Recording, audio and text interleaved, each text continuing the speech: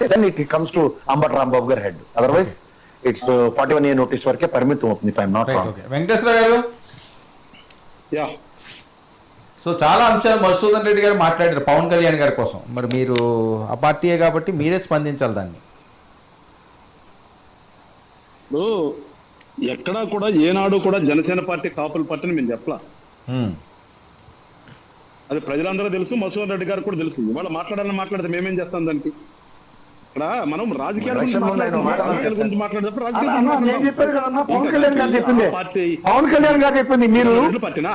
తెలుగు రాష్ట్ర భావన లేదు, కనీసం తెలుగు భావన లేదు, కుల భావంతో నన్ను గెలిపించండి, మన కులంలో ఎవరు ఎమ్మెల్యే ముఖ్యమంత్రి లేరు, మీరు ఓటేస్తే నేను ముఖ్యమంత్రి అవుతానని చెప్పింది పవన్ కళ్యాణ్ గారే, నేను కాదు. పవన్ కళ్యాణ్ గారే చెప్పారు. లేదండి, కులభావంతో గెలిపించడం నాకు తెలిసినంతవరకు మధుసూదన్ రెడ్డి గారు, మరి నాకు తెలిసినంతవరకు చెప్తాను, మీరు చెక్ చేసుకోండి. వాస్తవం. రెండోది, ఎలక్షన్ మూమెంట్ లో ఆయన కనీసం కుల గెలిపించండి అనే మాట ఎప్పుడో మాట్లాడండి. నేను చెప్తున్నా కదా, ఉంది సార్, నా దగ్గర ఉంది, నేను పంపిస్తాను మీకు, మీకే పంపిస్తాను. నేను ఒకటే మాట కూడా మీరు చేయలా. నాయకుడే అన్నాడు, నాయకుడు అన్నాడు, నాయకుడిని కాదు ఈ కులం పెట్టుకుని నేనేం రాజకీయాలకు రాదని ఆయనే మాట్లాడతాడు. ఎప్పుడు కాపులకి లీడర్ ఎట్లా అవుతారు? ఎందుకు అవుతారు? అవుతారా? మనం అనుకున్న రాజకీయ పార్టీ ఒక మార్పు తీసుకొద్దామనే పద్ధతులు ఓట్లు ఉన్నాయి. ఎందుకమ్మా ఏ నియోజకవర్గాలు పెట్టుకుంటారని కులాలు దాని మీద మాట్లాడతాను. నేను ఉంటే కొడుతున్నారు, ఏది కూడా నిలబడదు. దాని మీద నిలబడితే నేనైతే ఆశించట్లేదు. ఇవాళ మేము జనసేన పార్టీ కూడా స్పష్టంగా చెప్తున్నాం, పవన్ కళ్యాణ్ గారు అన్ని కులాలు అన్ని మతాలు కావాలనుకుంటాడు. ఇవాళ ఏదో తిరుపతిలో అపచారం జరిగింది అన్నట్టు మాత్రం మేము రేపు చర్చ మీద జరిగితే అదే అట్లా వస్తాడైనా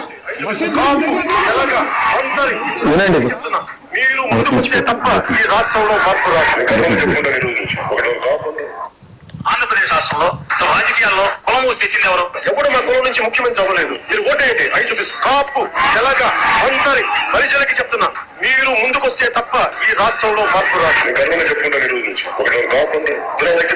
కాకుండా ఐక్యత ఉంటే తప్ప ఇది నా కుటుంబం, నా కుటుంబం ఆ కాపు కులుస్తుంది కులుస్తుంది కాబట్టి ఎలా మీ కులభావన కూడా లేదేనా? నన్ను గెలిపించుంటే బాగుండేది కదా, మన కులానికి సమ్మగా ఉండేది అని అడిగింది ఎవరు? కనీసం ఆంధ్ర భావన ఎలాగ లేదు, కనీసం కులభావన కనీసం కులభావన తెచ్చుకొని బాగు చేయండి రాష్ట్రాన్ని. మతం ఊసి ఎక్కింది ఎవరు? అరే నేను హిందువుని, చాలా బలమైన హిందువు, నేను కూడా అది కూడా చెప్తున్నాను. మీకు హిందువులకి భావాలు కదా.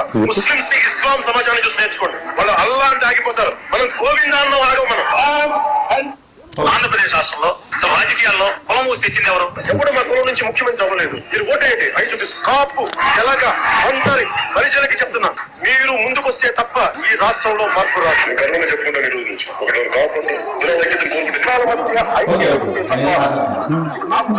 ఏంటి వెంకటేశ్వర గారు, మార్పు రాజకీయాలు చేద్దామన్నాం కానీ ఎక్కడ మీ కులపాడు కాబట్టి నన్ను గెలిపించిన పదనాడు దాంట్లో మీరు ఐక్యత కావాలన్నాడు. ఐక్యత అనేది ఉంది కదా, దానికి దీనికి ఎంత ఉంటుంది? మీరు అందరూ కలవండి దానికి. మీరు నేను కులపాడు కాబట్టి నన్ను గెలిపించడానికి ఎంత ఉంటుంది? అందుకని దయచేసి నేను అనేది ఏంటంటే అన్నట్టు ఒప్పుకుందాం. ఒప్పుకునే ధైర్యం నాకుంది, ఒప్పుకునే ధైర్యం నాకుంది. ఒప్పుని తప్పు ఒప్పని నేను మాట్లాడను ఖచ్చితంగా. ఆయన అన్నదాన్నే అంటాడు ఐక్యత కావాలని మీరు అంటారు, నేనంటే అందరూ అంటారు. అదే మాట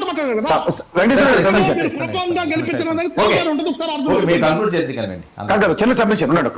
నేను అంటుంది ఏంటంటే వెంకటేశ్వర గారు, మీరు అన్నట్టు చౌదరి పార్టీ తెలుగుదేశం, లేదంటే రెడ్డి పార్టీ వైఎస్ఆర్సీపీ, లేదా గతంలో కాంగ్రెస్ ఉన్నప్పుడు ఈయన పర్టికులర్ గా ఎలక్షన్స్ ముందు ఆ విధంగా ఎంఫసైజ్ చేసి మాట్లాడడం, it's an perfect act. I'm not contradicting. ఇవాళ మీకు కుల ప్రాతిపదిక మీద ఆయన నాయకుడిని చేస్తే ముఖ్యమంత్రి, మన నాయకత్వం నుంచి ఎవరు ముఖ్యమంత్రి కాలేదు మన సామాజిక వర్గం నుంచి. I'm a warrior on front of అని చెప్పాడు. అంటే దాని అర్థం ఏంటి? ఆబ్వియస్లీ మీరు కుల సమీకరణాలు అట్లీస్ట్ మీరు అందరూ ఏకదాటి మీదకి రండి. అంటే ఉండండి, నేను మీకు ఎందుకు చెప్తానంటే సార్, ఇవాళ కుల